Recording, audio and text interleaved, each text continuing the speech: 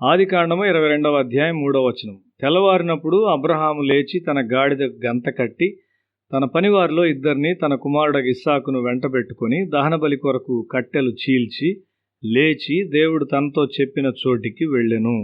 Abraham ప్రదర్శించిన గొప్ప విశ్వాసమును చూచి నేను సాధారణంగా ఆశ్చర్యపడతాను. దేవుడు పిలిచిన తరువాత ఆ విశ్వాసపు స్థాయికి ఎదగడానికి అబ్రహాము 50 సంవత్సరాలు తీసుకున్నాడు. ఒకడు విశ్వాసములో ఎదగవలనని కోరినట్లయితే అతడు విశ్వాసము ద్వారా చాలా మెట్లు ఎక్కవలసి ఉన్నాడు. విశ్వాసము ప్రారంభం అవ్వచ్చు కానీ అది ఎదుగుటకు సమయం తీసుకుంటుంది. అబ్రహాము తీసుకున్న మొదటి మెట్టు తన సొంత ప్రజలను మరియు వారి దేవుళ్లను విడిచిపెట్టుట.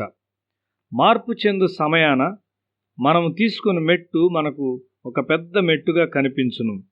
అది యవనస్తులకైతే బంధువులను, లోక సంబంధమైన వినోదములను విడిచిపెట్టుట అని అర్థం.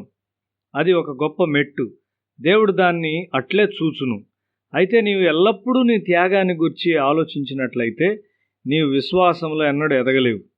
నేను నా ఉద్యోగం విడిచిపెట్టి దేవునికి విధేయుడినై ఈ పరిచర్యకు వచ్చినప్పుడు నేను చేసిన దాన్ని గురించి ఆలోచించుచూ ఉండవద్దని దేవుడు నాతో చెప్పాడు. నేను భవిష్యత్తులో ఏమి చేయవలనో కనిపెట్టి ప్రార్థించి ఆలోచించవలసి ఉన్నాను. అబ్రహాము తన దేశమును, ప్రజలను విడిచిపెట్టిన తరువాత అనేకమైన ఇతర మెట్లు ఎక్కవలసి ఉన్నాడు. నిన్ను దీవించు వారిని దీవించెదను, నిన్ను శపించు వారిని శపించెదను అను వాగ్దానాన్ని దేవుడు ఆయనకిచ్చాడు. ఇది జరిగిన వెంటనే ఒక క్షామం వచ్చింది.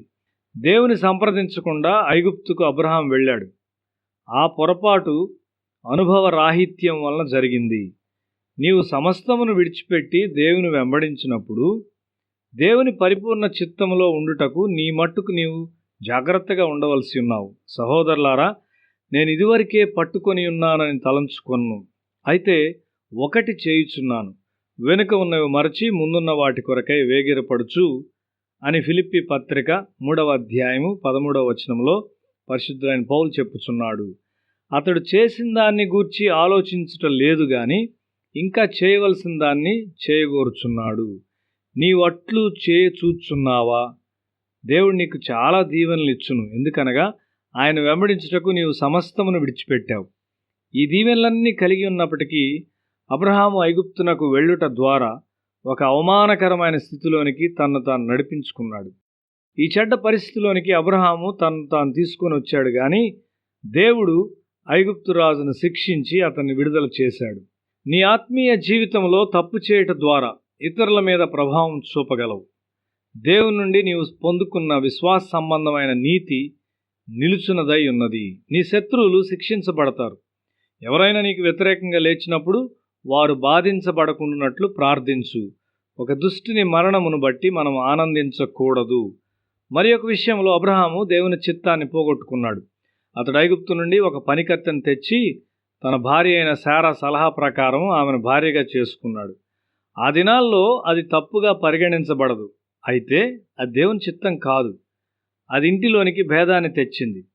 అతడి ఈ పరిస్థితిని సరిచేయవలసి వచ్చింది.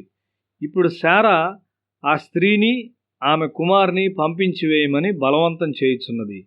ఈ విషయంలో తన భార్యకు విధేయత చూపమని దేవుడు అబ్రహాంతో చెప్పాడు. అది అతనికి కష్టమే గాని అతడు దేవునికి విధేయుడయ్యాడు. ఆ తరువాత గొప్ప దీవెన వచ్చింది. అబ్రహాం పొరపాట్లు చేశాడు. అయితే అతడు తప్పు చేశానని గ్రహించాడు.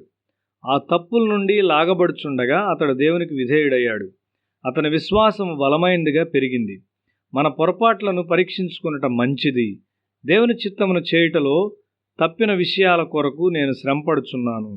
ఒక విషయంలో మనము దేవుని చిత్తమును పోగొట్టుకున్నప్పుడు దాని పర్యవసానములు చాలా సంవత్సరములు మన వెంట వస్తాయి. తన కుమారుడైన ఇస్సాకును దేవునికి అర్పించుటకు ఇష్టము గలవానిగా అబ్రహాం విశ్వాసములో ఎదిగినాడు. మనము స్థిరముగా ఎదుగుచుండాలి. దేవుని పిలుపు అకస్మాత్తుగా రావచ్చు. మనం సిద్ధపడి ఉండాలి. నీ జీవితం ప్రమాదంలో ఉండు ఒక పనిని దేవుడు నీకు ఇవ్వచ్చు. నీవు నమ్మకముగా దేవుని వెంబడించినట్లయితే నీవు పొరపాట్లు చేసినప్పటికీ దేవుడు నిన్ను సరిచేసి విశ్వాసంలో నిన్ను ఉన్నతమైన వాటి కొరకై నడిపిస్తాడు.